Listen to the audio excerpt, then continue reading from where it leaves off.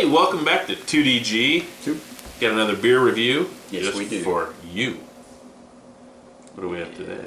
Today we have From let's do that first. Against the Grain in the koozie. Woohoo!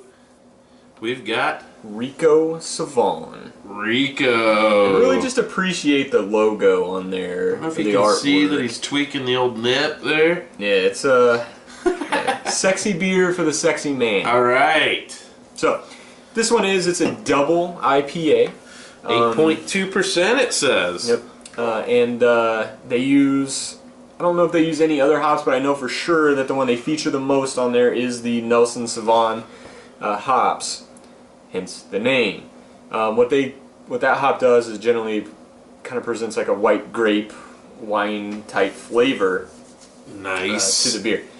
I have had this one before. I got it in a 22 ounce bottle, but they recently started getting the cans up here. I know we were at the brewery and we saw the cans there, but yeah. And I will say that in our past, the Against the Grain's been all over the map. And we haven't had too many in the can that we've been pleased with. I think in almost every video I keep saying, but Rico Sauvin was really good. So now we're gonna find out. We're gonna find out. See if my memories serve me well. All right, so go ahead and pop that open. I have not had this, so I'm looking forward to it. Also, never had a beer in a pink can. I don't know, but I will say that I know what they're capable of. We rushed that growler back with the little hops of horrors. That was a phenomenal beer. Now this is warmer than recommended at 48. On the can. We're probably just below room temperature. I'd say it's probably right about. Well, she runs. Yeah, I don't know. Leave any in the can. We run the heat a little below normal room temperature. Wow. So far,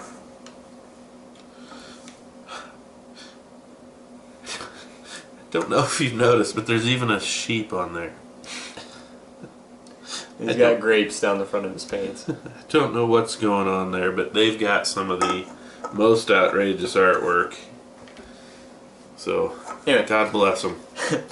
Appearance. Nice orangish golden yellow color. Two finger. Yeah, I was going to say, nice loose, pillowy, white. Got some staying power too, especially considering the ABV. Yeah. Let's get a nose. Definitely, because it's already wafting over here.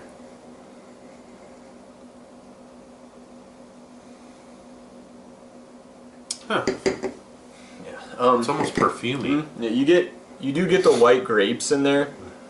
I also get like a melon characteristic to it.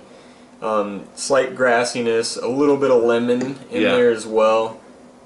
Not as pronounced on the white grape as I would have thought or remembered. That lemon grassiness, I think, cuts through most for me. It's not a straight lemongrass though. There's something else going on there. Maybe a little regular hay grass. As I say, that and like I said, with a little bit of melon in there. So anyway, let's get a taste. All right.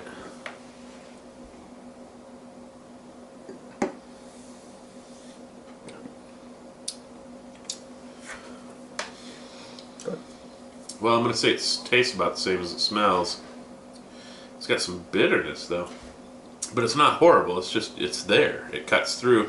I'd say the malt, the sweetness of it's a pretty good balance, I'd say, with the over the bitterness and stuff. It helps to smooth all that out. But yeah, I'm getting basically the same flavors as what I smelled. So yeah, right at the front, they said get a rather decent pop of bitterness. I don't think the IBUs are on there. I'm assuming they're pretty high.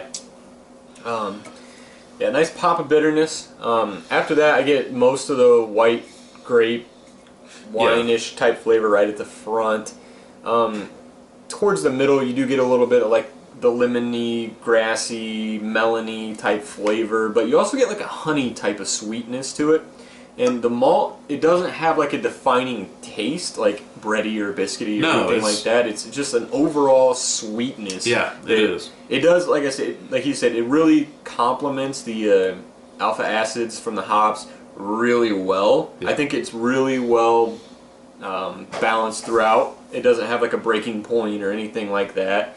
If you watch our previous video of the hopsquash, it doesn't have nearly this type of balance. The balance is really, really good. A lot of IPAs, especially I've noticed more towards like the Colorado region and things like that, their malt base is just so overpowering. Yeah, I agree. Dale's Pale Ale being good night. I was gonna say I like Dale's, but too much sweet. Yeah, but from this, he said it does kind of follow suit with the nose, but I'm impressed that it's not yours from them. Their standard kind of malt blah. Yeah, this is a much better beer than I think we've had out of the can from Against the Grain. Otherwise, easily. There's almost a little bit of a young ripe or just underripe grapefruit too. Yeah, real subtle citrus, but it's like a grapefruit citrus and riding through that whole thing. I'm not getting the grapefruit, I guess. I am. It's almost like a fresh grapefruit acidity and sour bitterness, tartness, but it's subtle.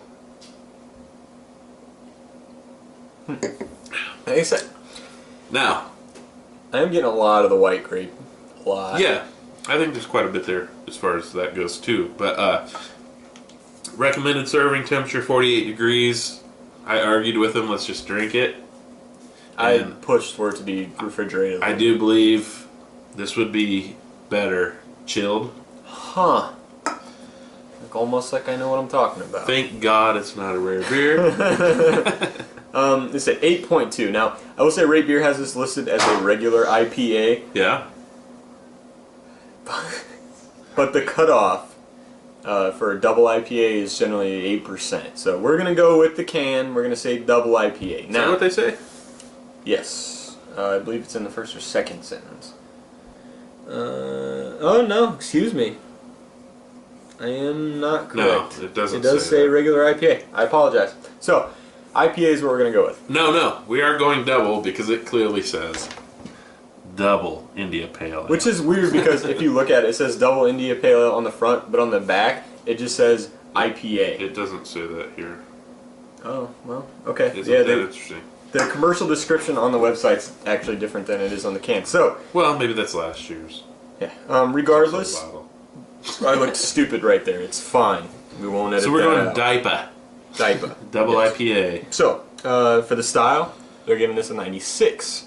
For overall, they're giving this a 96. So, wow. A lot higher than I've really seen from any of their stuff, other than Bone Loop, which eventually will. And Little Hops of Horrors didn't have to be rated. I think we said had like an 80 or something overall. Probably, if we averaged it out, but well, that's a great beer. But anyway, go ahead. Okay, so style. So for the style, which we're calling a double IPA, I'm gonna give this. I'm gonna give it an 8.5. I'll give it an 8.5. I think that's a little stretch. I think it's a little more on the 8 side of things. It's a fine beer, but for the double IPA, I expect a little more maltiness to it, personally. I'd say I would actually disagree with having more of a malt character or presence. Obviously, you need more malt to jack up the sure, but go ahead. But for your style, 7. It's the balance is great. It really is. And again, we should have chilled this one. Like I said, it probably would have helped it out a little bit. But the description based on what the can says as far as aroma or flavor compared to what we're getting, it isn't quite on par. And I do wish the white grapes, especially having the name Rico Sauvin, you're putting Sauvin in there, which Sauvignon Blanc or whatever for the wine. That's how the hop got his name. I wish that was more pronounced. I wish the white grape was more. I wish it was more. I wish it was actually a little more dry than it is, which is kind of weird. I find it to be fairly dry, to be honest. But yeah, 7. It's above average. But there's a lot of other double IPAs that I would pick over this. Right, but we're talking style. That's why I said double IPA, not all around. Yeah. So anyway, all right. So we're going to overall. Yeah, stick with us. Hey, overall, I'm going to give it a 7.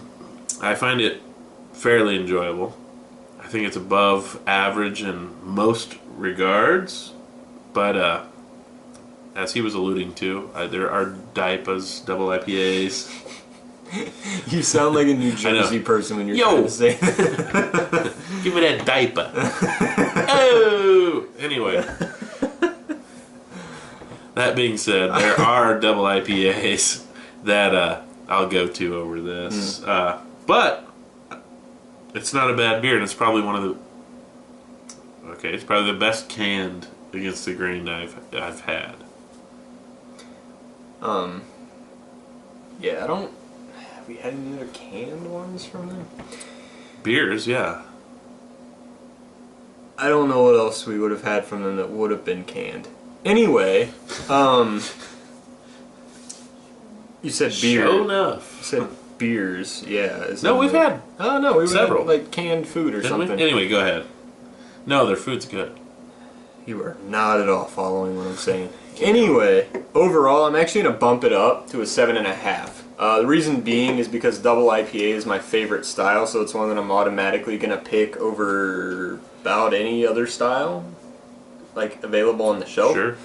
That being said, they're above average for what the style is. The balance is nice. If we would have chilled it, I'm going to say that it was probably a little bit better. So I think so. yeah, 7.5. I would pick this one over quite a bit, but also there's a lot more that I would pick over it. Yeah. But if you're going, average price, above average beer, it just kind of falls in that. Yeah, like I said, I did go out of my way to get it, and obviously I went out of my way to get it again. So that's so you could find out. Yes. Yeah, 7.5 I think is fair. I agree, more or less. He didn't, but we're in the ballpark. Hey, so we were in the ballpark too when we got this beer. Absolutely. You didn't buy this down there, did you? Doesn't matter. Yeah, Rico Sauvin. Good stuff. Check it out. Yeah. But don't forget to smash that like button. And leave a comment because we will speak to you. Subscribe. Hey, and also follow our Twitter. You'll find out when we release new videos. Also for special bulletins as well. Absolutely. It's from 2GG. Out. See ya.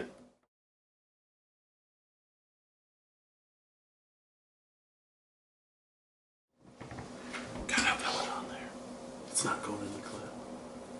No outtake on that. No.